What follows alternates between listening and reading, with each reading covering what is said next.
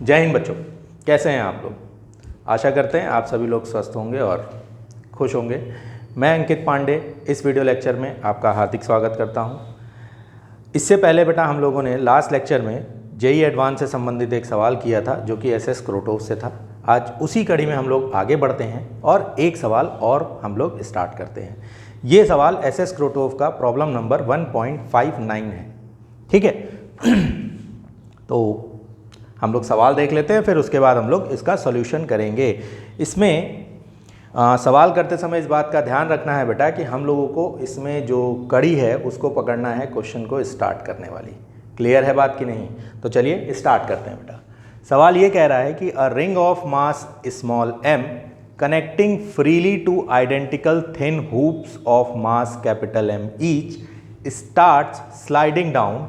The hoops move apart over a rough horizontal surface. The acceleration A of the ring at the initial instant, if angle O1 O2 equal to alpha, friction is absent between the ring and hoop. जहाँ O1 और O2 जो है बेटा वो centre of hoops हैं, यानी ये। तो अगर मैं इसको इससे मिला दूं तो this one is O1 and this one is O2 and the angle is alpha alpha. ये आपको सवाल में दिया गया है और आपसे कह रहा है कि बताओ भाई एक्सेलरेशन क्या होगा, ठीक है। तो एक बार सवाल में हम लोग देख लेते हैं कि क्या हमें पता है और कैसे हम इसका स्टार्ट ले सकते हैं। पहली चीज़ तो ये कह रहा है बेटा कि ring of mass small m connecting freely two identical thin hoops of mass capital M each starts sliding down. The hoops move apart over a rough horizontal surface, यानी यहाँ पर फ्रिक्शन एब्सेंट नहीं है, ठीक है। The acceleration of the ring at the initial instant if angle O1 O2 equal to alpha, ये दिया गया है बेटा। Friction is absent between the rings and hoop. Clear है बात? ऑप्शंस आपके सामने हैं। एक बार सवाल आप लोग अच्छे से पढ़ लीजिए, डायग्राम बना लीजिए और क्वेश्चन को सॉल्व करने का प्रयास करिए स्क्रीन को पॉज करके, ठीक। और मैं शुरू करता हूं सवाल को। ऑप्शंस को भी रब कर देते हैं बेटा, डायग्राम की ज़रूरत है हम लोगों को।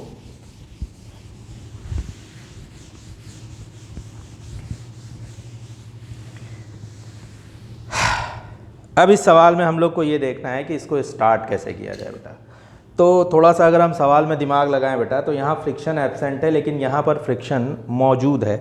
मान लेते हैं initially at t equal to 0 पर सब कुछ रेस्ट पर रहा होगा। अगर सब कुछ रेस्ट पर है तो एक छोटे टाइम के बाद यानी जब t बराबर 0 से dt की तरफ हम मूव करते हैं बेटा, ठीक है, तब इसने कुछ वेलोसिटी गेन कर ली होगी नीचे की तरफ। Let this velocity is v। अब फील करो जब ये रिंग नीचे आएगी तो ये हूप इस तरफ भागेंगे, यानी ऐसे भागेंगे। ये दोनों ही हूप अगर भागेंगे, चूंकि आइडेंटिकल हैं तो दोनों हूप्स के पास में उस इंस्टेंट पर सेम वेलोसिटी होगी, लीनियर वाली, u मान लेते हैं। क्लियर है बात कि नहीं? कोई दिक्कत हो तो बताएं। हम चाहे तो इसको v1 मान सकते हैं, चाहे तो इसको v2 मान सकते हैं, कोई दिक्कत नहीं है इसमें। इसके अलावा बेटा ये सरफेस फ्रिक्शन वाला है, यानी यहाँ फ्रिक्शन मौजूद है तो यहाँ पर प्योर स्लिपिंग नहीं होगी, यहाँ पर हल्की सी रोलिंग भी होगी। ध्यान देने वाली बात है, इसमें हल्की सी रोलिंग भी होगी। समझ में आया कि नहीं? तो अब अगर मैं यहाँ पर इस पर्टिकुलर सिचुएशन के लिए यहाँ पर एनर्जी कंजर्वेशन अप्लाई करूं या फिर वर्क एनर्जी थ्योरम दूसरे शब्दों में कहा जाए तो अप्लाई किया जा सकता है। तो अगर मैं बोलूं in dt time ring slides dy distance, यानी रिंग कितना नीचे आई बेटा? dy नीचे आई। Then by work energy theorem अगर मैं अप्लाई करूं पूरे सिस्टम के लिए, तो भाई इसने नीचे आने में जो ग्रेविटी के लिए ग्रेविटी के साथ वर्क किया होगा वो क्या होगा बेटा, mg इंटू डी वाई, गलत तो नहीं है। Force into displacement, force mg किधर काम कर रहा है बेटा, नीचे की तरफ। आप देख सकते हैं यहाँ पर रिंग का वेट नीचे की तरफ इसको ले जाएगा, और डिस्प्लेसमेंट भी किधर है बेटा, इसका नीचे की तरफ है। तो दोनों का साइन क्या होगा, पॉजिटिव, यानी cos 0 की वैल्यू हो गई 1, ये मेरे को मिल गया वर्क डन। क्लियर है। Equal to change in kinetic energy, work done by all forces equal to क्या होता है बेटा, चेंज इन काइनेटिक एनर्जी। यहां पर इसकी काइनेटिक एनर्जी इनिशियली क्या रही होगी बेटा, 0 रही होगी, क्योंकि t बराबर 0 पे कंप्लीट सिस्टम रेस्ट पर था, तो सबकी काइनेटिक एनर्जी इनिशियल क्या होगी, 0। लेकिन dt टाइम के बाद इन सब के पास एक एक वेलोसिटी आ चुकी है, तो ये इसको काइनेटिक एनर्जी प्रोवाइड करेगा। यानी मुद्दे की बात यह है कि चेंज इन काइनेटिक एनर्जी में total initial kinetic energy is 0 and total final kinetic energy has some value. आई बात समझ में। तो यहां पर सबसे पहले रिंग का हम काइनेटिक एनर्जी लिखते हैं बेटा, काइनेटिक एनर्जी या वैल्यू पुट कर लेते हैं सीधे सीधे 1/2 mv², ठीक है, प्लस इसकी ये हुप की जो काइनेटिक एनर्जी होगी, क्या ये बेटा linear kinetic energy plus rotational kinetic energy होगी। दो काइनेटिक एनर्जी होंगी, ध्यान से समझिएगा। एक की हो गई half mu² plus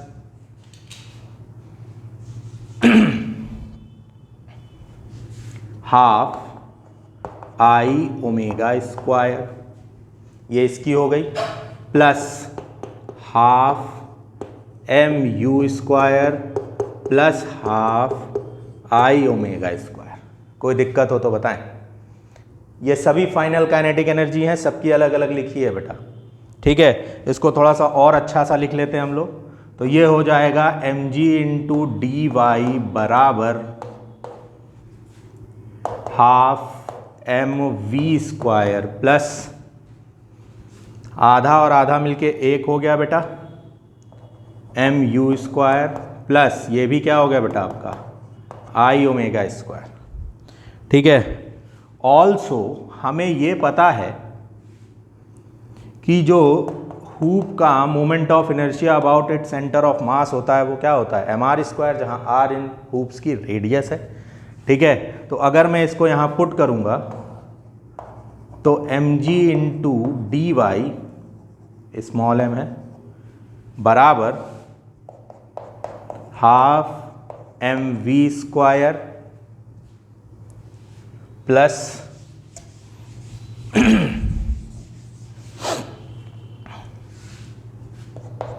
mu² plus 1/2 mr²⍵², ठीक है। ऑल्सो हमें पता है कि अगर देखा जाए तो u बराबर क्या होगा बेटा, r⍵, लीनियर वेलोसिटी और एंगुलर वेलोसिटी में रिलेशन। और ये याद रखना बेटा, समय बहुत छोटा है, इसलिए किसी भी तरीके का चेंज ऑलमोस्ट क्या है, नेग्लेजिबल। खास तौर से एंगल में, अगर एंगल में चेंज नेग्लेजिबल है तो ओमेगा में बहुत वेरिएशन नहीं मिलेगा आपको, ठीक है।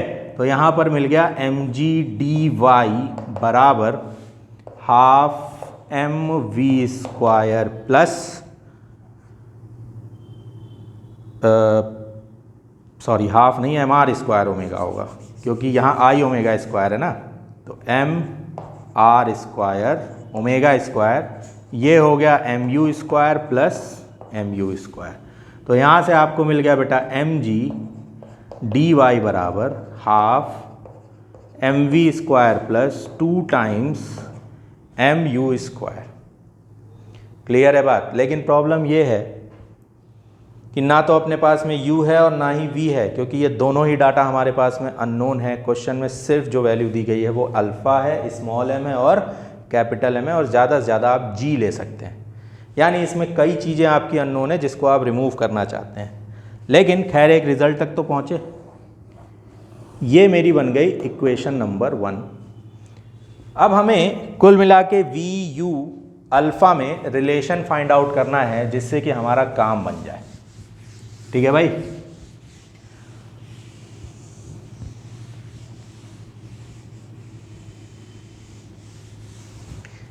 अगर मैं पॉइंट वाइज डायग्राम देखूं तो वो एक ट्रायंगल है, ऐसे ध्यान से समझना, जिसमें इस हुप का सेंटर ऑफ मास ये है, सेंटर ऑफ मास ये है, और रिंग का भाई साहब यहाँ पर है। रिंग जिस वेलोसिटी से नीचे जा रही है वो है v, हुप जिस वेलोसिटी से मूव कर रहे हैं वो है u। ठीक। एक बात तो तय है कि जो भी लीनियर वेलोसिटी में चेंज आपको दिखाई पड़ेगा वो हॉरिजॉन्टल डायरेक्शन में है, वर्टिकल डायरेक्शन यानी इस डायरेक्शन में ये जो है बराबर होगा। मानते हो इस बात को? इसका मतलब ये हुआ कि सर अगर आपने कहा है कि this angle is alpha, it is 90 degree, तो ये कितना 90 माइनस अल्फा। तो यहां से v का कौन सा कंपोनेंट आएगा बेटा? v sine alpha. और अगर मैं यहां u का लूं तो ये अल्फा है तो ये भी अल्फा, तो इधर u का कौन सा कंपोनेंट आएगा बेटा? u cos alpha. ठीक। अगर आप देखें तो ये जो रेट है और ये जो रेट है ये दोनों क्या होंगे बेटा? बराबर होने चाहिए, हाँ ना? होना चाहिए ना? तो ये इसके बराबर करेंगे, v sine alpha equal to u cos alpha, तो v sine alpha upon cos alpha equal to u, that is u बराबर v टेन अल्फा। यानी u और v में रिलेशन मिल गया हम लोगों को। क्लियर है बात कि नहीं? u और v में अगर हम लोग को रिलेशन मिल गया है तो उठा के अपनी इक्वेशन में पुट कर दिया जाए, mg इंटू डी वाई बराबर half m v square plus 2 times capital M, u square की जगह लिखेंगे बेटा v square tan square alpha. ठीक है। अगर आप देखो तो यहाँ से v स्क्वायर कॉमन है, v स्क्वायर को बाहर ले लो, mg इंटू डी वाई बराबर, या 2 एल्शियम ले लो पहले, तो 2 mg डी वाई बराबर v स्क्वायर बाहर m plus 4 capital M tan square alpha. ठीक। अगर मैं इस m को इधर ले जाऊं तो 2g डी वाई बराबर v square 1 plus 4 times m by m tan square alpha. Sir ऐसा क्यों कर रहे हैं? क्योंकि बेटा ऑप्शन में m बाई एम मिल रहा है। ठीक है। तो यहां से हम लोग को मिल गया v स्क्वायर बराबर 2g d y upon 1 plus 4 times capital M by small m tan square alpha. ठीक। सर लेकिन इससे एक्सेलरेशन कहाँ मिल रहा है? बेटा इस इक्वेशन को अगर तुम थर्ड इक्वेशन ऑफ काइनेमेटिक्स से कंपेयर कराओ। सर ऐसा क्यों कह रहे हैं? हो सकता है वेरिएशन आ जाए। बेटा समय बहुत छोटा है, अल्फ़ा बहुत छोटा, समय बहुत छोटा है, अल्फ़ा में होने वाला चेंज क्या है? नेग्लेजिबल है। अल्फ़ा अगर चेंज नहीं हो रहा है तो किसी भी तरीके का वेरिएशन होना संभव नहीं है। बात समझ में आई कि नहीं आई? और अगर हो भी रहा होगा तो नेग्लेजिबल होगा। इसका मतलब है जो एक्सेलरेशन प्रोड्यूस हो रहा है वो एक्सेलरेशन एक यूनिफॉर्म एक्सेलरेशन होगा। ठीक। तो यहाँ से अगर मैं इसको कंपेयर कराऊं, v स्क्वायर बराबर u स्क्वायर प्लस 2as से, तो इसमें ध्यान दीजिएगा बेटा u तो 0 है सबके लिए, क्योंकि एट t इक्वल टू 0 सब कुछ रेस्ट पर है। मतलब v स्क्वायर बराबर 2as, जहां मुद्दे की बात s किसको रिप्रेजेंट कर रहा है बेटा? dy को। अगर s dy को रिप्रेजेंट कर रहा है तो ये भाई साहब को गायब कर दो। बात समझ में आ रही कि नहीं आ रही? साथ में 2 भी इक्वेशन से गायब हो गया तो a बराबर क्या बचा? कंपेयर करा ले बेटा, 2dy को गायब कर दो, बचा हमारे पास g/1 plus 4 times capital M by small m tan square alpha. ये मेरी वैल्यू है एक्सेलरेशन की। क्लियर है बात? तो अगर आप नोटिस करें इस सवाल में बिल्कुल सिंपल सा कंसेप्ट था और वो था वर्क एनर्जी थ्योरम। पूरा क्वेश्चन ही उस पर डिपेंडेंट था, लेकिन बच्चे गलती क्या करते हैं, हड़बड़ाहट में वर्क एनर्जी थ्योरम या एनर्जी कंजर्वेशन दोनों में से कोई भी एक अप्लाई तो कर देते हैं और उनका आंसर भी आता है। बस फ़र्क इतना होता है बेटा कि वो रोटेशनल काइनेटिक एनर्जी वाले पार्ट को क्या कर जाते हैं, भूल जाते हैं। चूंकि सरफेस रफ था इसलिए ऑब्वियस सी बात है बेटा, स्लिपिंग होगी नहीं तो रोलिंग होनी तय है। क्लियर है बात कि नहीं? पार्शियल रोलिंग होगी, कंप्लीट रोलिंग हो नहीं पाएगी, लेकिन जितनी भी होगी रोलिंग होगी और वहां पर वो फैक्टर आना ही आना है, काइनेटिक एनर्जी में इंक्लूड होगा ही होगा। क्लियर है बात कि नहीं? तो इस बात को ध्यान रखना बेटा कि कहां पर रोलिंग है कहां पर नहीं है, क्योंकि वर्क एनर्जी थ्योरम अप्लाई करते समय आपको इस बात का ध्यान रखना होगा कि कहीं कोई वर्क, कहीं कोई एनर्जी छूट तो नहीं रही है। आई बात समझ में कि नहीं? इस क्वेश्चन से संबंधित अगर आपको कोई भी समस्या हो तो आप लोग मुझसे कमेंट में पूछ सकते हैं, मुझे आंसर देने में बड़ी खुशी होगी।